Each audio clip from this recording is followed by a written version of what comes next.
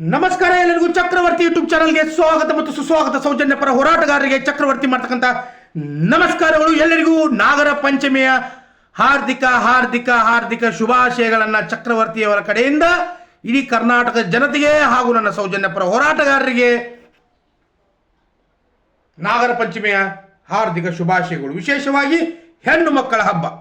ಈ ಹೆಣ್ಣು ಮಕ್ಕಳ ಹಬ್ಬದ ನಿಮಿತ್ತವಾಗಿ ಸೌಜನ್ಯನನ್ನ ನೆನೆಸದೇ ಇದ್ರೆ ತಪ್ಪಾಗ್ತದ ರೀ. ಅವಳ ಬಗ್ಗೆ ಈ ದಿನ ಮಾತಾಡಲಿಲ್ಲ ಅಂದ್ರೆ ತಪ್ಪಾಗ್ತದ. ಯಾಕೆ ಈ ಧರ್ಮಸ್ಥಳದ ಧನಿಗಳು ಸೌಜನ್ಯ ಕೇಸನ್ನು ಮುಚ್ಚಿ ಹಾಕಬೇಕು? ಎಲ್ಲ ಯೂಟ್ಯೂಬ್, ಇನ್ಸ್ಟಾಗ್ರಾಮ್, ಫೇಸ್ಬುಕ್ ಅವಳ ಪರವಾಗಿ ಇರ್ತಕ್ಕಂಥ ಹೋರಾಟಗಾರರನ್ನ ಮಣ್ಣು ಮುಕ್ಕಿಸ್ಬೇಕು. ಏನು ಕಾರಣ? ಇದು ಎಲ್ಲಿಂದ ಪ್ರಾರಂಭ ಆಯಿತು, ಮೂಲ ಪ್ರಾರಂಭದ ಸ್ಥಾನ ಯಾವುದು ಅನ್ನೋದನ್ನು ನಿಮ್ಮೆಲ್ಲರಿಗೂ ತಿಳಿಸೋದಕ್ಕೆ ಬಂದಿದ್ದೀನಿ ನಾನು.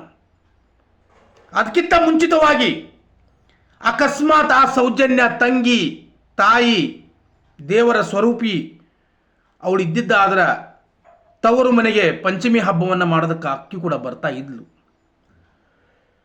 ಆದ್ರೆ ಆ ಭಾಗ್ಯ ಆ ಹೆಣ್ಣು ಮಗಳಿಗೆ ಇರಲಿಲ್ಲ.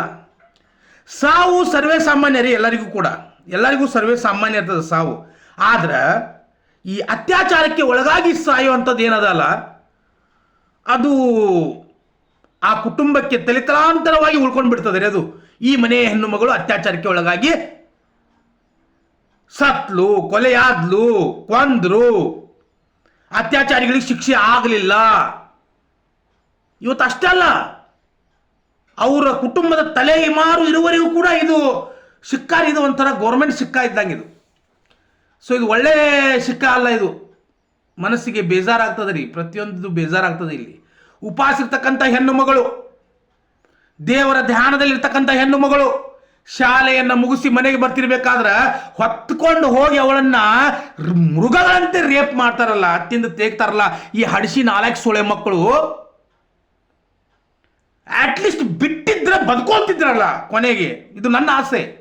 ಬಿಟ್ಟಿದ್ರೆ ಅವಳನ್ನ ಎಲ್ಲೋ ಒಂದು ಕಡೆ ಬದುಕೋತಿದ್ರಲ್ಲ, ಉಪಜೀವನ ಮಾಡ್ಕೊಂಡು ಈ ಭೂಮಿಯಾಗ ಒಂದು 4 ಹೊತ್ತು ಇರ್ತಿದ್ಲಲ್ಲ ಆ ಹೆಣ್ಮಗಳು. ಅವಳ ಪ್ರೈವೇಟ್ ಪಾರ್ಟಲ್ಲಿ ಮಣ್ಣನ್ನು ಹಾಕಿ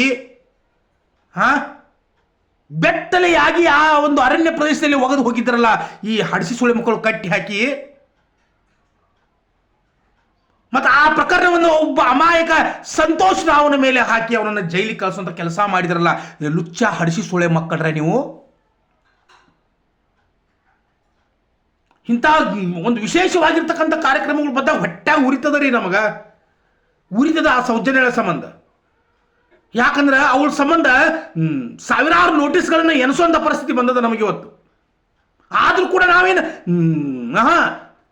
ಈ ಛಾತಿ ಕೆಳಗಡೆ ಆಗಂಗಿಲ್ಲ, ನಿಂತು ಬಿಡ್ತೇವೆ. ಬರ್ರಿ ಮಕ್ಕಳು ಅಂತೀವಿ, ನೋಡೇ ಬೇಡ. ಏನಾಗೋದದ ಇದು ಒಂದು ಇದಾಗ್ತದ, ಇಲ್ಲ ಇದಾಗ್ತದೆ, ಇಲ್ಲ 7 ವರ್ಷ 11 ವರ್ಷ ಜೈಲ್ ಆಗ್ತದೆ.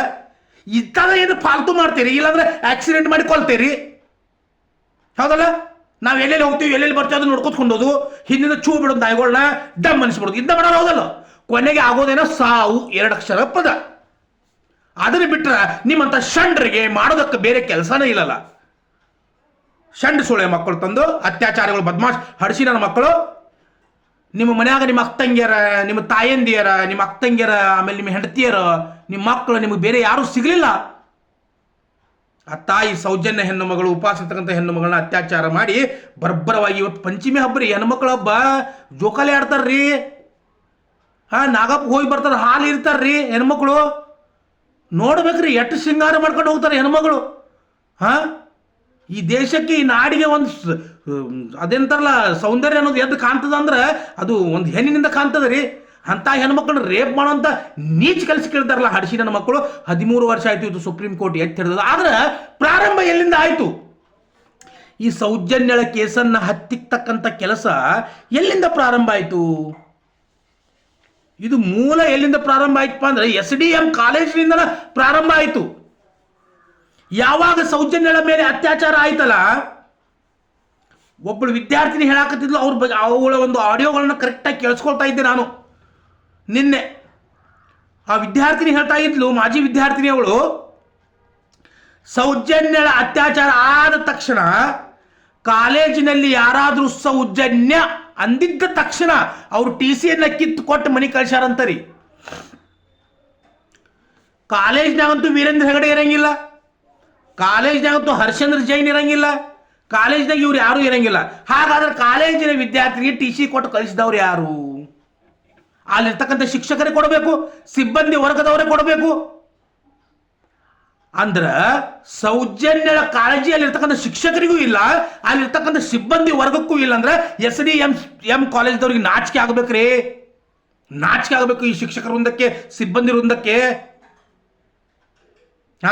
ಸೌಜನ್ಯಳ ಹೆಸರು, ಆ ಸೌಜನ್ಯಳ ಹೆಸರು ತಗೊಂಡ್ರೆ ಯಾರ್ಯಾರು ತಗೊಂಡಿದಾರ ಅವ್ರ ಬಗ್ಗೆ ಜಸ್ಟ್ ಮಾತಾಡಿದ್ರೆ ಸಾಕ್ರಿ. ಅಲ್ಲಿ ಸೌಜನ್ಯ ಅಂದ್ರ ನಿಮ್ಮ TCಯನ್ನು ಕೊಟ್ಟು ಕಳಿಸ್ತೀವಿ ಅಂತಂದು ಬೆದರಿಕೆ ಹಾಕಿದ್ರಂತಾರೆ ಅಲ್ಲಿ ಇರ್ತಕ್ಕಂಥ ಶಿಕ್ಷಕರು, ಅಲ್ಲಿರ್ತಕ್ಕಂಥ ಸಿಬ್ಬಂದಿ ವರ್ಗ. ಅಂದ್ರೆ ಅವರನ್ನ ಎಷ್ಟು ಮೈಂಡ್ ವಾಶ್ ಮಾಡಿರ್ಬೇಕು ಅತ್ಯಾಚಾರಿಗಳ ಗ್ಯಾಂಗ್. ಇದು ಮಾಡಬೇಕಾಗಿತ್ತಲ್ಲ, SDM ಕಾಲೇಜಿನಿಂದ ಹೋರಾಟ ಆಗಬೇಕಾಗಿತ್ತು, ದೊಡ್ಡದಾಗಿ ಆಗಬೇಕಾಗಿತ್ತು, ಈಗೂ ಆಗಬೇಕು, ಈಗಲೂ ಕೂಡ ಆಗಬೇಕು. ಆ ಕಾಲೇಜಿನಿಂದ ಸೌಜನ್ಯರಿಗೆ ನ್ಯಾಯ ಸಿಗಬೇಕು, ಪ್ರತಿಯೊಬ್ಬ ವಿದ್ಯಾರ್ಥಿ ಕೂಡ ಹೊರಗಡೆ ಅಲ್ಲಿಂದ ಬರಬೇಕು.